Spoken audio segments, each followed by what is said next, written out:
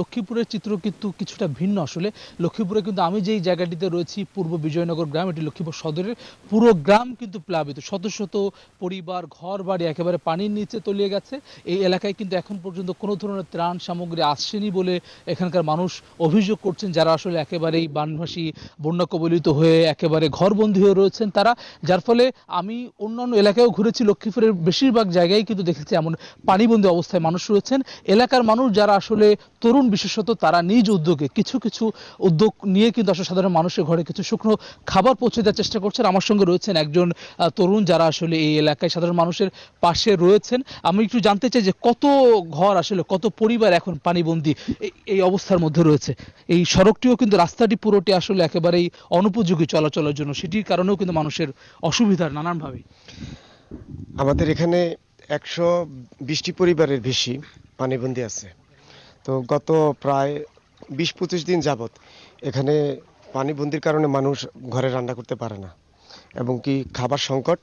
তো আমরা নিজস্ব উদ্যোগে আমাদের এলাকার কয়েকজন যারা বিত্তশালী আছে তাদের কাছ থেকে কিছু ফান্ড গ্রহণ করি। আমরা কিছু ফান্ড গ্রহণ করে আমরা শুকনো খাবার যাতে আপাতত মানুষ বেঁচে থাকে সেজন্য আমরা জায়গায় জায়গায় গিয়ে ঘরে ঘরে দিয়ে আসি। যেমনটা আসলে একজন বলছিলেন যে তারা নিজ উদ্যোগে এলাকার অন্যান্য মানুষ যারা বাইরে রয়েছেন তাদের সহায়তায় কাজ করছেন, কিন্তু খুব একটা সহায়তা বাইরে থেকে সরকারি বেসরকারি সহায়তা সেটি আসেনি, তেমনটি কিন্তু সাধারণ মানুষের অভিযোগ। আমার বাম পাশে যে বাড়ি রয়েছে, ডানে পুকুর রয়েছে, পুরো জায়গাটা আমরা দেখেছি একেবারে তছনছ হয়ে গেছে। পুরো ঘরে একেবারে অবশিষ্ট কোনো অংশ নেই।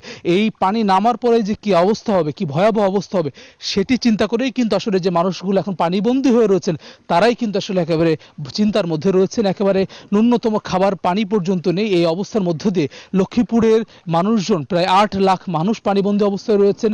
প্রায় 100টি গ্রাম কিন্তু এই অবস্থার মধ্যে রয়েছেন। তারা এই পানি কবলিত অবস্থার মধ্যে পানিবন্দী থেকে কিন্তু তাদের জীবন কাটাচ্ছেন। তারা কিছুটা আশা করছেন যে কিছু সহায়তা পেলে পরে কিন্তু তারা আসলে তাদের জীবনযাপন করতে পারবে। এই সড়কটি যেমনটা আসলে একটু আগেই বলছিলাম যে পুরো পানি, এবং এই পানি নেমে গেলেও আসলে।